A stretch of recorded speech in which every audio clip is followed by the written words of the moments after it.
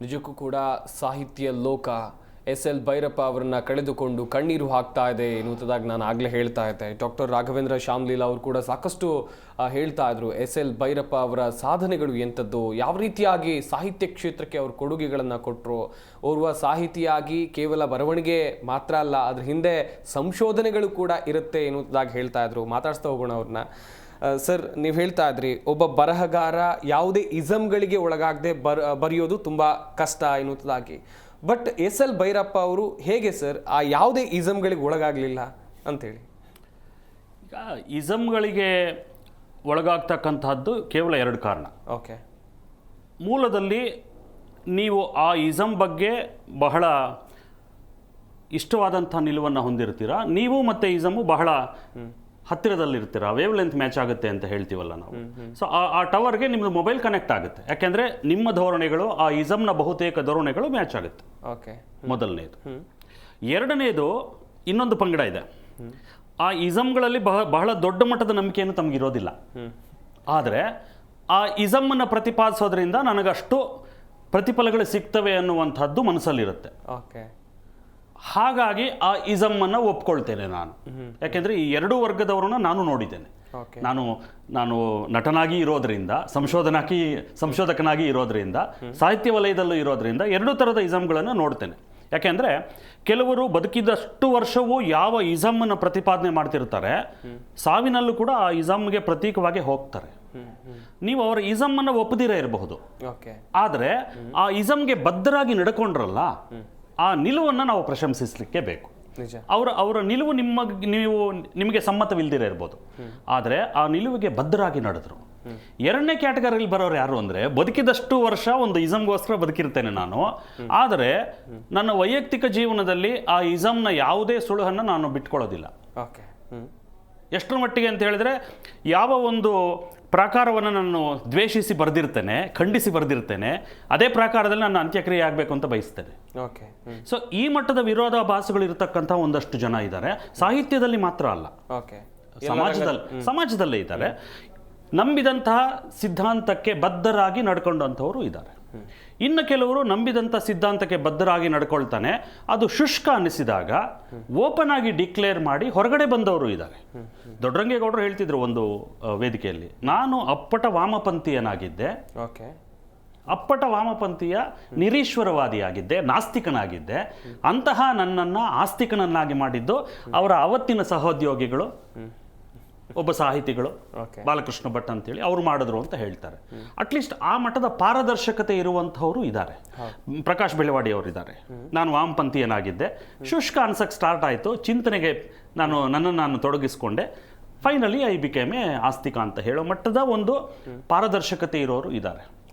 ಇವೆಲ್ಲವುಗಳ ಮಧ್ಯೆ ತನ್ನದೇ ಛಾಪನ್ನು ಮೂಡಿಸ್ತಾ, ತನ್ನದೇ ಒಂದು ವಿಶಿಷ್ಟವಾದಂತಹ ಜಾಗ ಇದೆ, ಸ್ಥಾನ ಇದೆ, ನಾನು ಯಾವ ಇಸಮ್ಮಿನ ಹಂಗಿಗೂ ಒಳಗಾಗೋದಿಲ್ಲ ಅಂತ ಹೇಳಿ ಬಹಳ ನಿರ್ಭೀತಿಯಿಂದ, ನಿರ್ಭಿಡತೆಯಿಂದ ಸಾಹಿತ್ಯ ಕೃಷಿಯಲ್ಲಿ ತೊಡಗಿಸಿಕೊಂಡವರು ಭೈರಪ್ಪನವರು. ಹೇಗೆ ಸಾಧ್ಯ ಆಯಿತು ಅಂತ ಹೇಳಿದ್ರೆ, ಎಲ್ಲಿ ತನಕ ನೀವು ಸತ್ಯಾನ್ವೇಷಣೆಯಲ್ಲಿ ತೊಡಗಿಕೊಂಡಿರ್ತಾರೆ, ಆಗ ನಿಮಗೆ ಇಸಮ್ಗಳು ಅಡ್ಡ ಆಗ್ಬಿಡ್ತವೆ. ಅಂದರೆ ಒಂದು ನಿರ್ದಿಷ್ಟವಾದಂತಹ ಮಸೂರವನ್ನು ಹಾಕಿಕೊಂಡು ನೋಡಬೇಕಾದಂತಹ ಪ್ರಮೇಯ ಒತ್ತಡ ನಿಮ್ಮ ಮೇಲೆ ಬಂದಾಗ ನಿಮಗೆ ಸತ್ಯ ಹೇಗೆ ಗೋಚರಿಸಲಿಕ್ಕೆ ಸಾಧ್ಯ? ನಿಜ. ಸತ್ಯಾನ್ವೇಷಿ ಆಗಿರ್ತಕ್ಕಂಥ ವ್ಯಕ್ತಿ, ಸತ್ಯಾನ್ವೇಷಣೆಯಲ್ಲಿ ತೊಡಕೊಂಡಿರ್ತಕ್ಕಂಥ ವ್ಯಕ್ತಿ ಯಾವುದೇ ಎಲ್ಲ ಇಸಮ್ಗಳ ತಿರುಳನ್ನು ಅರಿತುಕೊಂಡಿರಬೇಕು, ಆದರೆ ಯಾವುದೇ ಇಸಮ್ನ ಹಂಗಿಗೆ ಒಳಗಾಗಿ ಬದ್ಧತೆಯಿಂದ ಕೆಲಸ ಮಾಡಬಾರ್ದು. ಅದಕ್ಕೆ ಬಹುದೊಡ್ಡ ಉದಾಹರಣೆ ಎಸ್.ಎಲ್. ಭೈರಪ್ಪನವರು. ಯಾಕೆ ಸಾಧ್ಯ ಆಯಿತು ಅಂದರೆ, ಮೂಲಭೂತವಾಗಿ ಅವರು ಸತ್ಯವನ್ನು ಬಹಳ ಹತ್ತಿರದಿಂದ ಕಂಡಿದ್ದವರು. ಜೀವನದ ಸತ್ಯಗಳು ಬಹಳ ದೊಡ್ಡ ಪಾಠವನ್ನು ಕಲಿಸುತ್ತೆ. ಬಡತನ ಕಲಿಸೋ ಅಷ್ಟು ಪಾಠಗಳು, ಬಾಲ್ಯದ ಕಷ್ಟಗಳು ಕಲಿಸೋ ಅಷ್ಟು ಪಾಠಗಳು, ಅಭದ್ರತೆ ಇರುವಂತಹ ಬಾಲ್ಯದ ಅನುಭವಗಳು ಕಲಿಸೋ ಅಷ್ಟು ಪಾಠಗಳು ಬಹುಶಃ ಯಾವ ಯೂನಿವರ್ಸಿಟಿಗಳು ಕಲಿಸೋದಿಲ್ಲ. ಸೊ ಆ ಒಂದು ನಿಟ್ಟಿನಲ್ಲಿ ನೋಡಿದಾಗ ಅವರ ಬಾಲ್ಯದಲ್ಲಿ ದೊರೆತಂತಹ ಅನುಭವಗಳು, ಬಹಳ ಮುಖ್ಯವಾಗಿ ಅವರು ಓದಿದಂತಹ ತತ್ವಶಾಸ್ತ್ರ ಬಹಳ ದೊಡ್ಡ ರೋಲ್ ಅದು. ಆಮೇಲೆ ಆ ವಸ್ತುನಿಷ್ಠಾತ್ಮಕವಾಗಿ ಸಂಶೋಧನೆ ಮಾಡ್ತಕ್ಕಂತಹ ಪ್ರಕ್ರಿಯೆಯಲ್ಲಿನ ನಂಬಿಕೆ, ಇವು ಭೈರಪ್ಪನವರನ್ನ ಬಹಳ ಒಳಗಡೆಯಿಂದ ಗಟ್ಟಿ ಮಾಡ್ತಾ, ಯಾವ ಇಸಮ್ನ ಹಂಗಗೂ ಒಳಗಾಗಬೇಡ, ನಿನಗೆ ತೋಚಿದ ಸತ್ಯವನ್ನು ನಿರ್ಭೀತಿಯಿಂದ ಬರೀ ಅಂತಕ್ಕಂಥ ಒಂದು ಮನೋಬಲವನ್ನು ಬೆಳೆಸ್ತು ಅನ್ನೋದು ನಿರ್ವಿವಾದ ನನ್ನ ಪ್ರಕಾರ. ಯಾಕೆಂದರೆ ಎಲ್ಲಿ ತನಕ ನೀವು ಸತ್ಯದ ಅನ್ವೇಷಣೆಯಲ್ಲಿದ್ದೀರಾ, ಸೀಕರ್ ಆಗಿರ್ತೀರಾ, Bharat it's a land of seekers. ಇದು ಸತ್ಯಾನ್ವೇಷಣೆ ಮಾಡ್ತಾ ಇರತಕ್ಕಂಥವ್ರ ಜಾಗ. ಭೈರಪ್ಪನವರು ಸತ್ಯಾನ್ವೇಷಣೆ ಮಾಡಿದವರೇ. ಅದಕ್ಕೇನು ನೀವು ಸನ್ಯಾಸವೇ ತಗೋಬೇಕು ಅಂತ ಏನಿಲ್ಲ. ಶುದ್ಧ ಗೃಹಸ್ಥರಾಗಿದ್ದುಕೊಂಡು ಪಾರಿವ್ರಾಜಕರಂತೆ ಬದುಕಲಿಕ್ಕೆ ಸಾಧ್ಯ ಅಂತ ತೋರಿಸಿದವರು ಸುಮಾರು ಜನ ಇದ್ದಾರೆ.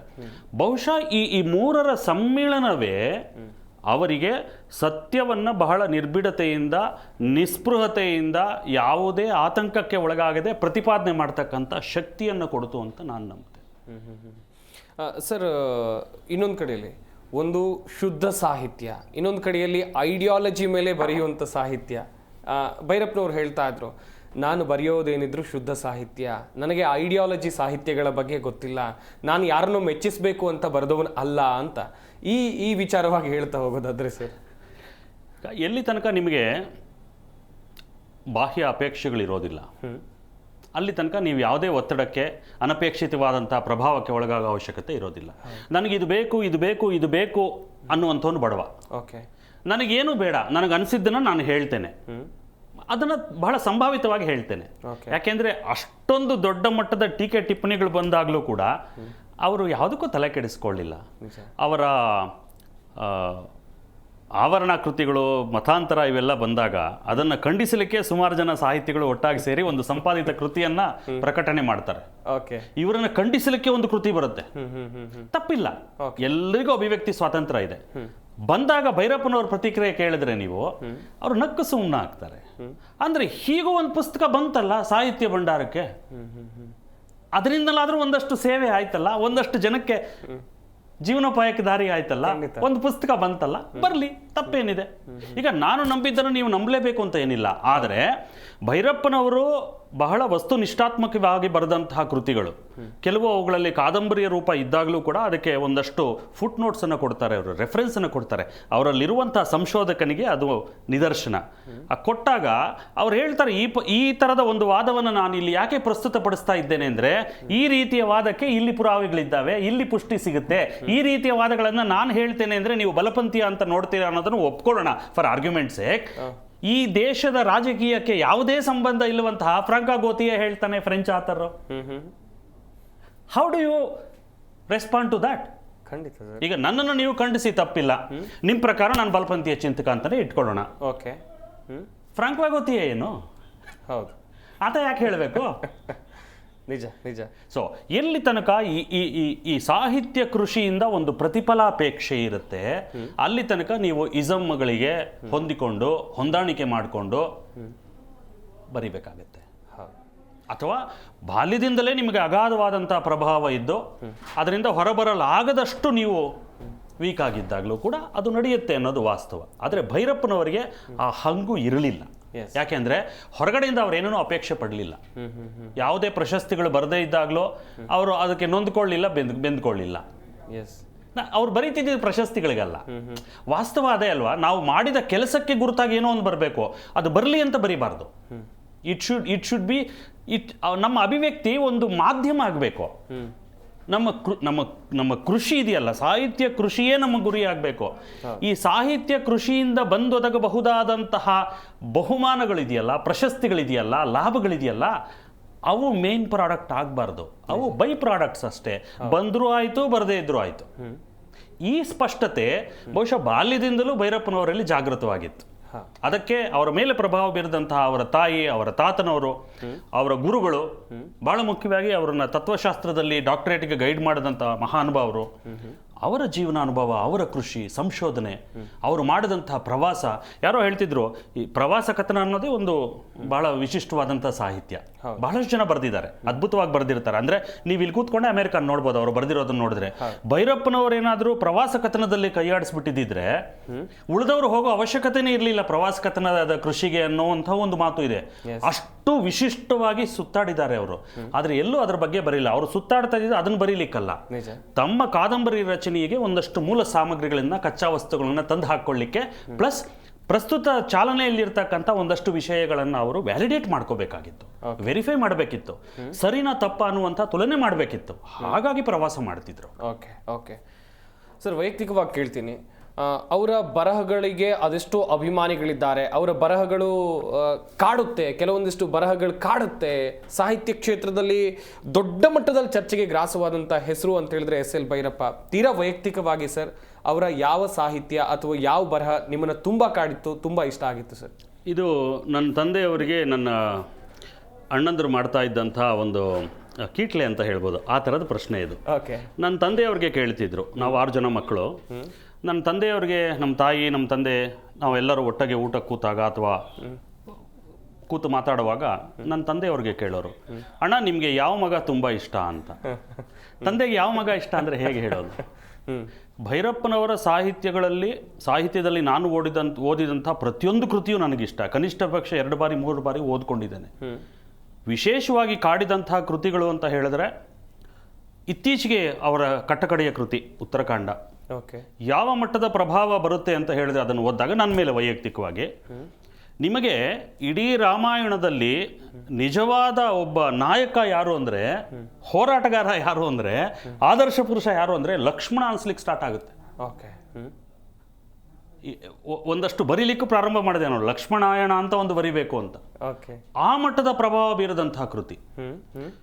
ಪರ್ವ ಓದದವರು ಹೇಗೆ ಹೇಳೋದು, ಅದೃಷ್ಟಹೀನರು. ಓಕೆ. ಶತಾವಧಾನಿ ಗಣೇಶ್ ಅವ್ರಿಗೆ ಯಾರೋ ಕೇಳ್ತಿದ್ರು, ಭೈರಪ್ಪನವರ ಸಾಹಿತ್ಯವನ್ನು ಓದಿಕೊಳ್ಳದೆ ಇರುವವರಿಗೆ ಏನು ಶಿಕ್ಷೆ ಅಂತ. ಯಾಕೆಂದರೆ ಭೈರಪ್ಪನವರನ್ನು ಟೀಕಿಸುವಂತಹ ಧಾವಂತದಲ್ಲಿ ಇರುವಂತಹ ಬಹಳಷ್ಟು ಜನ ಭೈರಪ್ಪನವ್ರನ್ನ ಓದ್ಕೊಂಡೇ ಇಲ್ಲ. ಓಕೆ. ಇನ್ಯಾರೋ ಹೇಳಿದ್ರು ಇವ್ರು ಬಂದು ಅದರ ಬಗ್ಗೆ ಮಾತಾಡ್ತಾರೆ. ಭೈರಪ್ಪನವ್ರನ್ನ ವಸ್ತುನಿಷ್ಠಾತ್ಮಕವಾಗಿ ಓದ್ಕೊಂಡು ಆಮೇಲೆ ಟೀಕೆ ಮಾಡಲಿ, ತಪ್ಪಿಲ್ಲ. ಎಲ್ಲರೂ ಟೀಕೆಗೆ ಅರ್ಹರೇ. ಹೌದು. ಸೂರ್ಯನ್ ಬಿಟ್ಟಿಲ್ಲ, ರಾಮನ್ ಬಿಟ್ಟಿಲ್ಲ, ಕೃಷ್ಣನ್ ಬಿಟ್ಟಿಲ್ಲ, ಉಳಿದವ್ರು ಯಾವ ಲೆಕ್ಕ ಅಂತ. ಆದರೆ ಪರ್ವ ಬಹಳ ಅದ್ಭುತವಾದಂಥ ಕೃತಿ, ಭಿತ್ತಿ ಅದ್ಭುತವಾದ ಕೃತಿ, ಸಾರ್ಥ ಅದ್ಭುತವಾದ ಕೃತಿ, ಅನ್ವೇಷಣ ಅದ್ಭುತವಾದ ಕೃತಿ. ಅಂದರೆ ಅವರು ಆಯ್ಕೆ ಮಾಡಿಕೊಂಡಂತಹ ವಸ್ತು ವಿಷಯಗಳು ನೋಡಿ. ಸೊ ಭೈರಪ್ಪನವ್ರನ್ನ ಓದ್ಕೊಳ್ದೇ ಇದ್ದವ್ರಿಗೆ ಏನು ಶಿಕ್ಷೆ ಅಂತ ಹೇಳಿದಾಗ ಶತಾವಧಾನಿ ಗಣೇಶ್ ಅವ್ರು ಹೇಳ್ತಾರೆ, ಅವರು ಭೈರಪ್ಪನವ್ರನ್ನ ಓದ್ಕೊಳ್ಳೋಕ್ಕಾಗಿಲ್ಲ, ಅದೇ ಶಿಕ್ಷೆ ಅಂತ. Okay okay. ಅವರ ಯಾವ ಸಾಹಿತ್ಯದ ತುಣುಕಲ್ಲಿ ನೀವು ಪಾತ್ರ ಆಗಲಿಲ್ಲ ಅಂತ ನನ್ನ ಕೇಳಿದ್ರೆ ಸಾಧ್ಯವೇ ಇಲ್ಲ ಹೇಳಲಿಕ್ಕೆ. ಯಾಕೆಂದರೆ ಅವರ ಒಂದೊಂದು ಕೃತಿಯನ್ನು ಓದಿದಾಗಲೂ ನಾನು ಆ ಪಾತ್ರ ಆಗಿದ್ದೇನೆ. ಎಸ್ ಎಸ್ ಸರ್, ಇದೇ ವಿಚಾರವಾಗಿ ಮುಂದಿನ ಹಂತದಲ್ಲಿ ಮಾತನಾಡ್ತಾ ಹೋಗೋಣ. ವೀಕ್ಷಕರೇ, ಭೈರಪ್ಪ, ಎಸ್ ಎಲ್ ಭೈರಪ್ಪ ಅವರ ಬರಹಗಳು ಅಥವಾ ಅವರ ಪುಸ್ತಕದ ವಿಚಾರವಾಗಿ ನಾವು ಮಾತನಾಡ್ತಾ ಇದ್ವಿ. ಸಾಹಿತ್ಯ ಕ್ಷೇತ್ರದಲ್ಲಿ ಅವ್ರ ಕೊಡುಗೆ ಯಾವ ರೀತಿ ಆಗಿತ್ತು ಎನ್ನುವುದಾಗೂ ಕೂಡ ಚರ್ಚೆಗಳಾಗ್ತಾ ಇತ್ತು.